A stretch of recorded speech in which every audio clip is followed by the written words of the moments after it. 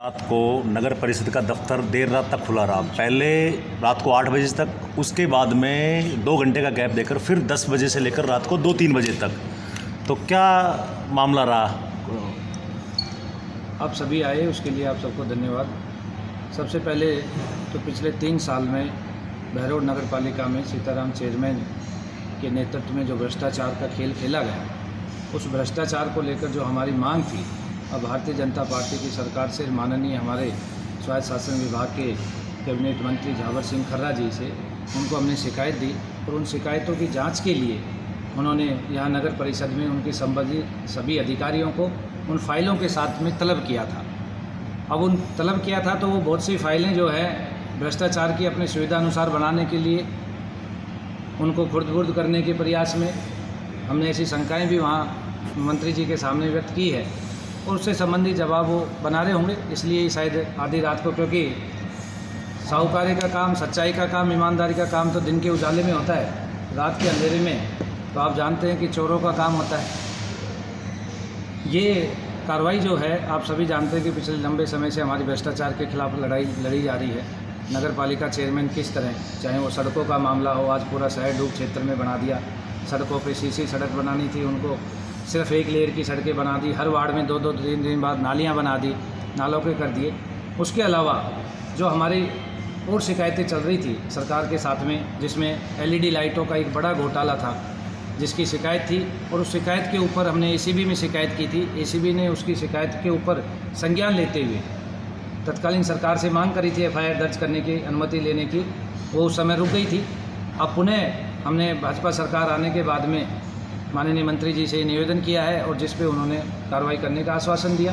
जिला अस्पताल के अंदर बिना टेंडर, बिना कैबिनेट मीटिंग के अंदर प्रस्ताव पास किए हुए सिंगल टेंडर पे 1.25 करोड़ रुपए का एक वर्क ऑर्डर दे दिया अपने चहेते ठेकेदार को।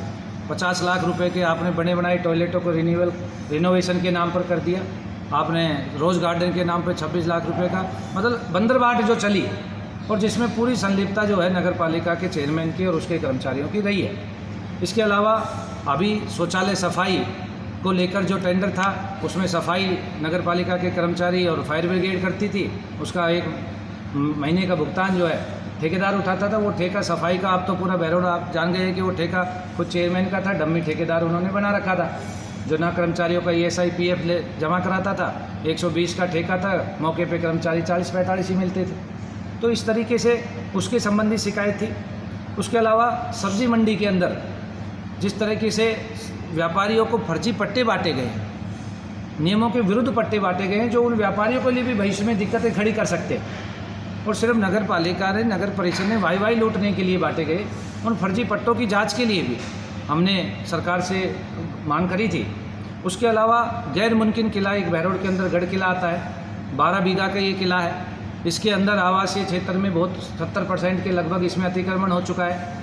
हर योजना में इसमें फर्जी पट्टे बांटे जाते हैं और इस बार प्रशासन शहरों के संग अभियान के अंदर जो पट्टों का, फर्जी पट्टों का खेल हुआ है, ये यही नहीं, बहरोड के अंदर काफ़ी पट्टों का, फर्जी पट्टों का खेल हुआ। उन सब की रिपोर्ट बनाकर हमने सरकार को दी है और उनकी जांच की मांग करी है। बहरोड चेयरमैन ने पूरे बहरोड शहर के अंदर नगर पालिका क्षेत्र में प्रशासन शहरों संघ के अभियान में चेयरमैन के परिवार के ही मिश्रित पट्टे बने, किसी और किसी के नहीं बने। तो ऐसे कौन से स्पेशल नियम थे जो चेयरमैन ने खुद के परिवार के तो कमर्शियल पट्टे, मिश्रित पट्टे बना लिए, बाकी आम जनता को पट्टे नहीं मिल पाए? इन पट्टों की भी जांच करने की हमने मांग रखी। दूसरा, लगातार 3 साल से आप देख रहे हैं कि हम हर स्तर पे अपना प्रयास कर रहे हैं। राज्य सूचना आयोग द्वारा लगभग 10 मेरे RTI पे इनके खिलाफ फैसला दिया, एक में भी इन्होंने सूचनाएं उपलब्ध नहीं कराई और यहाँ तक के लिए इन्होंने उसमें निर्णय में ये फैसला दिया कि कर्मचारियों की सर्विस बुक के अंदर लाल पेन से मार्क किया जाए और विभागीय कार्रवाई करी जाए। पर कहीं ना कहीं उनको सत्ता का संरक्षण चेयरमैन को प्राप्त था और उस संरक्षण के अंदर वो अपने आप को बचा रहा था। इसके अलावा जो है इसमें वृक्षारोपण, ट्री गार्ड, आपने देखा कि 10 लाख रुपए के वृक्षारोपण और ट्री गार्ड उस समय नगर पालिका ने खरीदे, धरातल पे एक भी नहीं लगे। DG सेट महंगी दरों के ऊपर उन्होंने इनकी वो करी। 75 लाख रुपए के बड़ा समाचार लगा था खेलकूद सामग्री के घोटाले का, उसमें 75 लाख रुपए के गाँव से भी ज़्यादा महंगे टेंडर नगर पालिका ने लगाए। उसका वो जो है हमारा भ्रष्टाचार कहीं ना कहीं उन गाँवों के समाचारों के पीछे छूट गया था। उसके लिए हमने मांग करी कि नगर पालिका से 75 लाख रुपए के बैट बल्लों की खरीद हुई, उसके लिए भी भ्रष्टाचार की जांच करी जाए। इस तरीके से मुद्दों को लेकर, कुछ प्रमुख मुद्दों को लेकर माननीय मंत्री जी से मिले, सरकार से मांग की कि इन सब के खिलाफ जांच करें। और सबसे बड़ी बात यह है कि बहरोड चेयरमैन सीताराम यादव, तत्कालीन ईओ रोहित मील, आईएन सुमित कुमार वर्मा, कैशियर मधुकर शर्मा और लेखाकार की भूमिका निभा रहे है ना चेयरमैन के खासम खास नरेंद्र माथुर, इनके खिलाफ एसीबी ने एफआईआर दर्ज करने के लिए सरकार से अनुमति मांगी है। हमारी अब भारतीय जनता पार्टी की सरकार है, भ्रष्टाचार को लेकर जीरो टॉलरेंस की सरकार है, आप लगातार भ्रष्टाचार पे कार्रवाई कर रही है। हमने सरकार को ये तथ्य भी रखे हैं कि आप नगर पालिका बहरोड, जो तत्कालीन थी अब नगर परिषद बन गई है, इसके भ्रष्टाचार के लिए भी एसीबी को अनुमति दें और इनके खिलाफ कठोर कार्रवाई करें।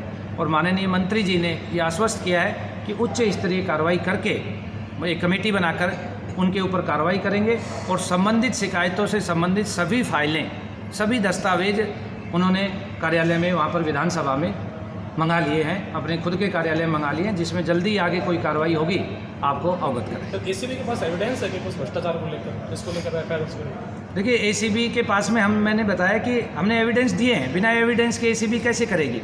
एलईडी लाइट, करोड़ों रुपए की एलईडी लाइट का घोटाला, एक ठेकेदार जो पिछले 15 साल से बहरोड, बलडोद, कोटपुतली, शाहपुरा और पावटा, बाप बेटों ने एक फर्म बना रखी है और बेटी के नाम से भी फर्म बना रखी है। हमेशा बहरोड में बिजली का चाहिए एक स्विच आए और चाहिए एक खंबा आए, सारी वही सप्लाई करता है ऑनलाइन टेंडर प्रक्रिया होने के बाद।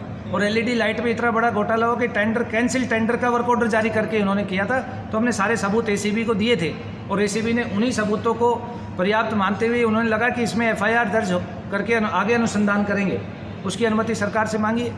तो चेयरमैन तो वैसे ही नैतिक रूप से इसमें संलिप्तता उसकी जाहिर हो रही है, तभी एसीबी ने जांच की मांग करी है, सरकार से अनुमति की मांग करी। ओम जी, भ्रष्टाचार की लड़ाई काफ़ी लंबी लड़ी है आपने और निश्चित रूप से उसका असर हमको बुधवार को उस दिन देखने को भी मिला कि रात को देर रात दफ्तर खुला।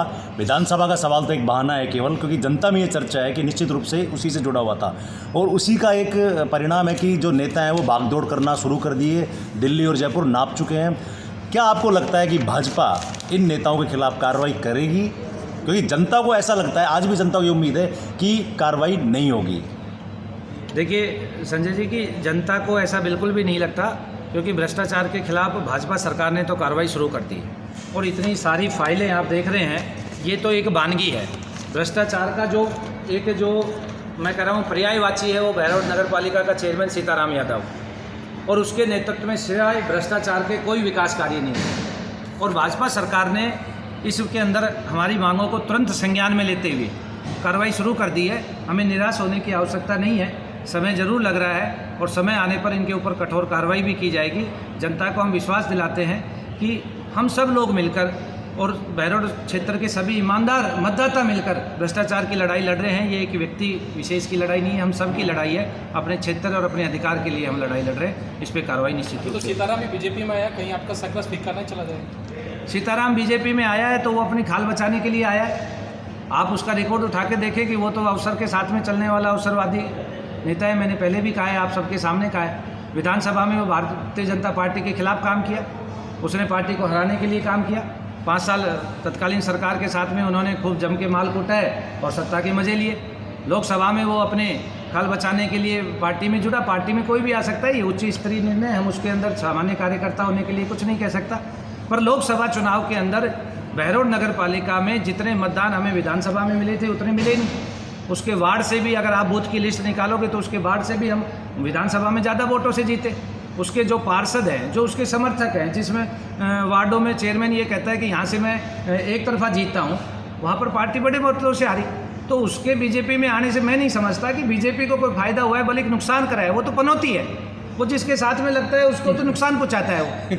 तो वो तो अपनी खाल बचाने के लिए आया है। पार्टी में कोई भी आ सकता है, बड़े अधिकारियों का है, इस पर कोई टिप्पणी नहीं है। बाकी स्थानीय स्तर पे उससे कोई प्रभाव नहीं पड़ा। इस लड़ाई में स्थानीय विधायक का क्या स्टैंड है ओम जी? देखिए माननीय हमारे विधायक जी, आपने देखा कि पूरी विधानसभा में किस तरीके से उनका एक तरफा जो है अपनी पारी को खेल रहे हैं। और उन्होंने भी विधानसभा चुनाव के अंदर भी सार्वजनिक मंचों पे ये कहा है कि बहरोड नगर पालिका के भ्रष्टाचार के खिलाफ कार्रवाई करेंगे। और अभी तक उन्होंने जिस प्रकार से कार्रवाई कर रहे हैं, मुझे लग रहा है कि उन्होंने भी पूरा मन बना लिया है, क्योंकि डॉक्टर साहब इतने अनुभवी नेता हैं और डॉक्टर साहब नहीं चाहेंगे कि उनकी कथनी करने के ऊपर उनके बाद जनता सवाल उठाए। इसलिए वो तो खुद चाहते हैं कि भ्रष्टाचार के खिलाफ कार्रवाई हो। और पिछले 8 महीने में नगर पालिका में के भ्रष्टाचारों पे बहुत कुछ अंकुश लगा है, जिसमें कार्यशैली में भी परिवर्तन हुआ है, वो आप सबने भी देखा है। समय लग रहा है और आप सबके माध्यम से भी डॉक्टर साहब के पास ये बात पूछ रही है कि नगर पालिका में, नगर परिषद में बड़ा भ्रष्टाचार हो रहा है, तो उस पर वो कार्रवाई करेंगे। मुझे ऐसा लगता है कि उसमें कहीं ना कहीं डॉक्टर साहब को खुलकर इन भ्रष्टाचार के खिलाफ आगे अपना पक्ष जनता के बीच में रखें। आप मुद्दे उठाए थे भैरव नगर पालिका में भ्रष्टाचार। देखिए, पूज्य महंत बाबा बालक नाथ जी जब सांसद थे तब से लगातार उन्होंने पूरे लोकसभा क्षेत्र के अंदर भ्रष्टाचार के खिलाफ आवाज़ उठाई। बहरोड नगर पालिका में जिस प्रकार से भ्रष्टाचार और गुंडागर्दी का राज हुआ, आपने कल ही समाचारों में आपके माध्यम से पता चला कि तत्कालीन सीईओ राव आनंद ने जिस प्रकार से किया था उसको भी एपीओ करके निलंबित किया है, मेरे को भी समाचारों से मिला। और बाबा का बड़ा स्पष्ट है स्टैंड, महाराज जी हैं, वो संत है, उनकी कथनी करने में कोई फ़र्क नहीं है।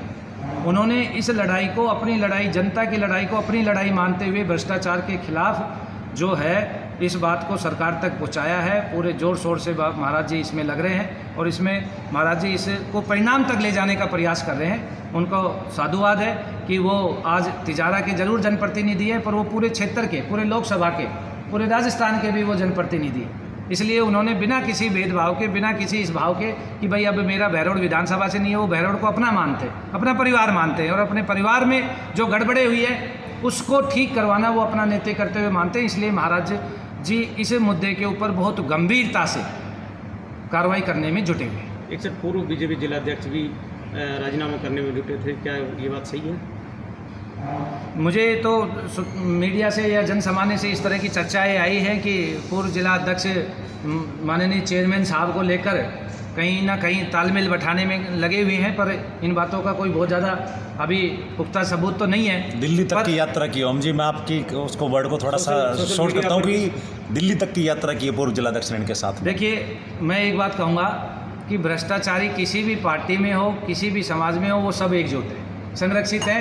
और उनको लगता है किसी भी स्तर पे अपने किसी भ्रष्टाचारी पे कार्रवाई हो रही है तो सारे एक हो जाते हैं और वो इस कदर तिल मिला जाते हैं। पर उनकी दौड़ चाहे दिल्ली तक हो और चाहे और आगे तक हो, वो दौड़ बेकार जाने वाली है, क्योंकि बहरोड के हक के लिए लड़ाई लड़ी जा रही है। और मैं तो कहता हूँ कि उनको करना ही नहीं चाहिए।